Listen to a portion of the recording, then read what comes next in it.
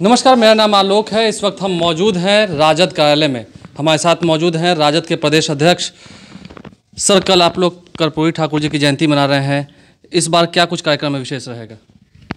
जननायक कर्पूरी ठाकुर जी का जयंती समारोह पूरे उत्साह के साथ इस बार मिलर हाई स्कूल के मैदान में मनाया जा रहा है। समारोह का उद्घाटन हम लोगों के प्रतिपक्ष के नेता भावी मुख्यमंत्री श्री तेजस्वी प्रसाद यादव जी करेंगे। जननायक कर्पूरी ठाकुर को लेकर के पूरे बिहार के कार्यकर्ताओं में, राजद कार्यकर्ताओं में, समर्थकों में और आम लोगों में भारी उत्साह है।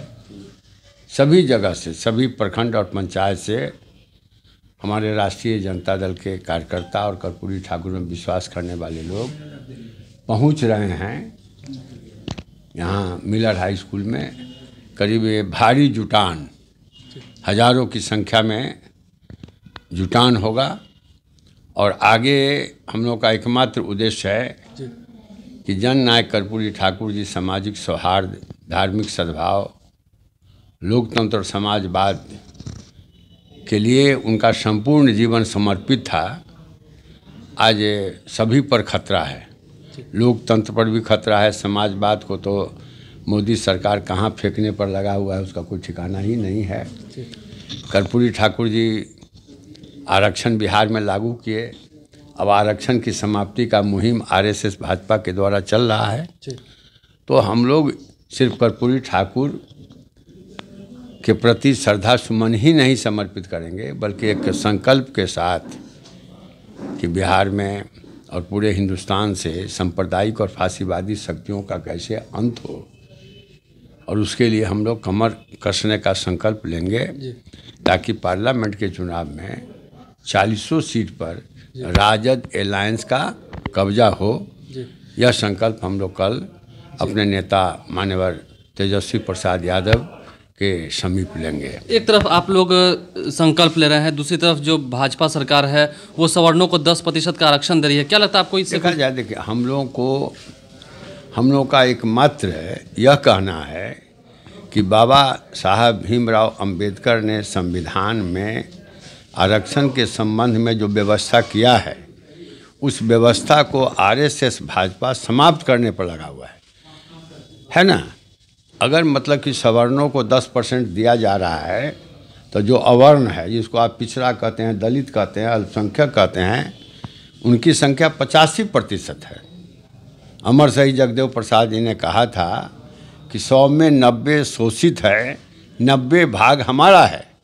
तो आरक्षण पर भी 90 भाग दबे कुचले वंचित है, अल्पसंख्यक है, इन लोगों का है। तो 90% तुम दो, यह हम लोग का डिमांड है। लेकिन ये सब ठीक, हमारे ये सब जो आरएसएस भाजपा का जो चल रहा है वह सिर्फ आई वाश है।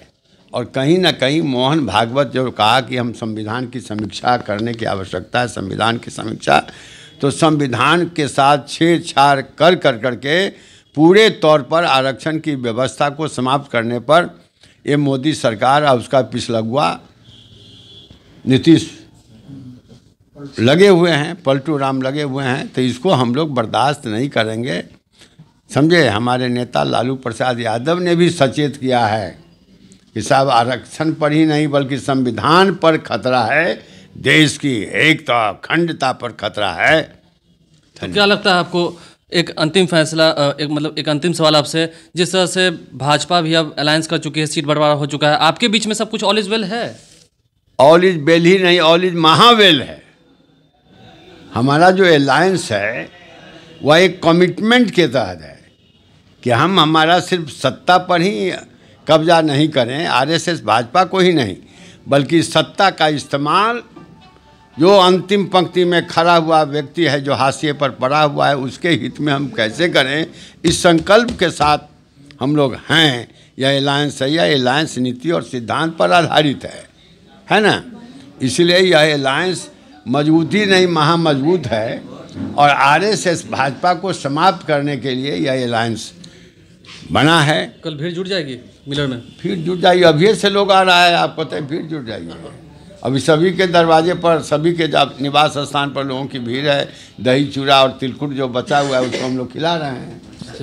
ये थे हमारे साथ प्रदेश अध्यक्ष राजद के रामचंद्र पूर्वे जी। उन्होंने क्या कुछ कहा है, भाजपा और आरएसएस को उखाड़ फेंकना है, ये लालू जी का संकल्प है। आने वाले दिनों में क्या नतीजा निकल के आएगा, इससे लाइव सिटीज़ आपको जरूर रूबरू कराएगा। यदि अभी तक आपने हमारे चैनल को सब्सक्राइब नहीं किया है तो जरूर सब्सक्राइब करें, साथ साथ फेसबुक पेज को भी लाइक करें। धन्यवाद।